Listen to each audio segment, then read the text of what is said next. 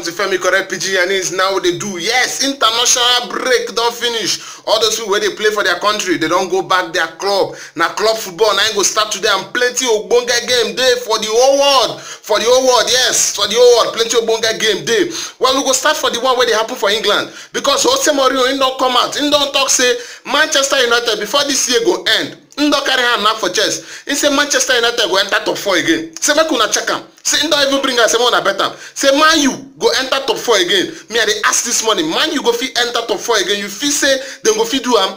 And Mauricio Sarri ball wey they call Chelsea oga. Chelsea coach, he don't talk say oh boy, say the gap between Man City and all the other things of Premier League say big go. Say Chelsea no go fit near Man City at all. Me I dey ask this kind talk and a good talk. I been just dey do corner talk. Oyibo dey call am mind game. In just dey do corner talk. Maybe say people no come dey focus on Chelsea. Make dem dey look Man City. How you feel say all the games for Obodo Oyibo Europe go end this week? Barcelona, Atletico Madrid na better game be that one. How you feel say the thing go shele for inside Europe?